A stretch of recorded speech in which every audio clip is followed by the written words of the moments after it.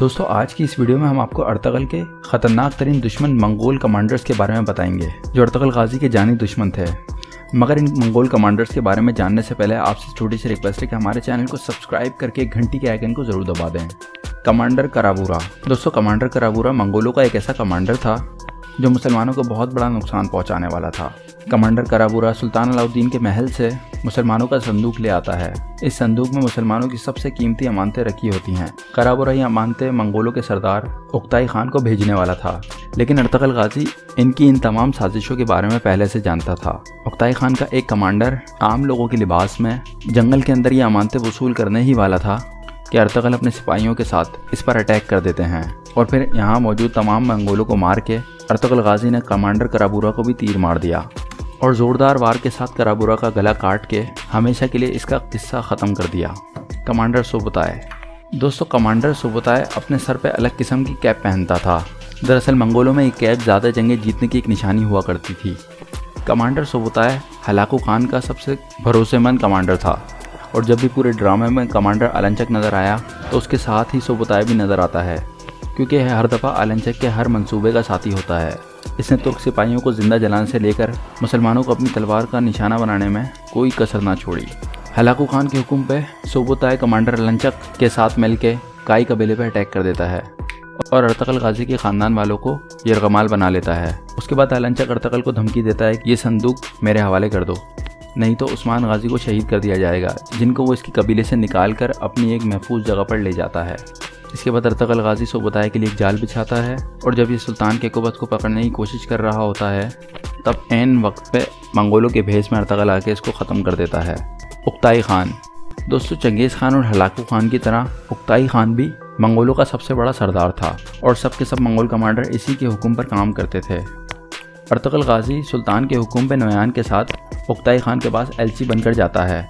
क्योंकि उक्ताई खान और अर्तगल के दरमियान अमन मुआहिदा होना था, इसीलिए उक्ताई खान ने अर्तगल गाजी से मुआहिदा किया, मैं तुम अपना कमांडर बनाऊंगा और तुम मेरे साथ काम करोगे। अर्तगल गाजी किसी वजह से इसकी इस पेशकश को मान भी लेता है, लेकिन फिर अचानक ही अगले दिन उक्ताई खान की खबर आती है कि उसको दौरा लगा और वो मर गया। फिर यह मुआहिदा वहीं का वहीं रह जाता है। उक्ताई खान के मरते ही नोयान को आज़ादी मिल जाती है और वो अर्तगल को मारने के लिए पहुंच जाता है, लेकिन जैसे ही वो उसके कमरे में दाखिल होता है तो वो पाता है कि अर्तगल उसके साथियों को मारकर वहाँ से फरार हो चुका है और फिर अपने कबीले वापस आने में भी कामयाब हो जाता है।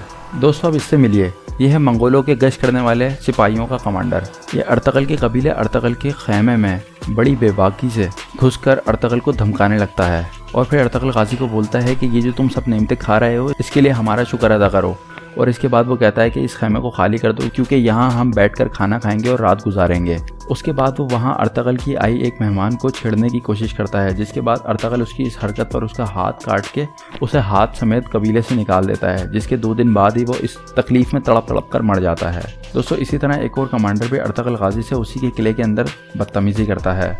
उसी वक्त अर्तगल उसका भी हाथ काट देता है और हाथ काटने के बाद अर्तगल गाजी इस खतरनाक कमांडर की गर्दन भी काट देता है और फिर इसका किस्सा वहीं ख़त्म हो जाता है। दोस्तों अब इससे मिलिए, ये हलाकू खान का सबसे कीमती कमांडर आरक बुगा है और यही वो जालिम इंसान था जिसने तैमूर और अर्तगल के सबसे वफादार साथी दुमरुल को शहीद किया था। इसके अलावा आरक बुगा अलबास्ती की भी जान बचाता है और उसके साथ मिलकर अर्तगल के लिए बहुत सारे मंसूबे बनाता है कि जिसके तहत अर्तगल को मार दिया जाए।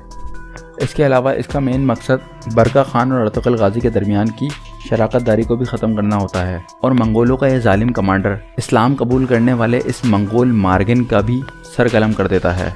लेकिन आखिरकार अर्तगल गाजी आरक बगा को अपने जाल में फंसाने में कामयाब हो ही जाता है और जैसे ही वो इसको अपने जाल में फंसाता है इसका सर तन से जुदा कर देता है। दोस्तों आलंचक के बारे में कहा जाता है कि ये मंगोलों का वो कमांडर है कि जिस भी कबीले में जिस भी जगह पर चला जाए वहाँ पर ऐसा अपना असर रसूख छोड़ता है कि वहाँ के लोग इसके खौफ की वजह से इसको कोई नुकसान नहीं पहुँचाते। इसी तरह आलंचक अर्तगल गाजी के कबीले के ऊपर भी हमला कर देता है। अर्तगल गाजी उस वक्त अपने कबीले से दूर होता है और वहीं रहकर इसका मुकाबले की मुहिम बनाता है। फिर एक झड़प के अंदर अर्तगल गाजी को आलंचक ख़त्म ही करने वाला होता है कि अर्तगल के साथियों ने उसे फ़ौरन से बचाया और उसके ऊपर तीरों की बौछार कर दी।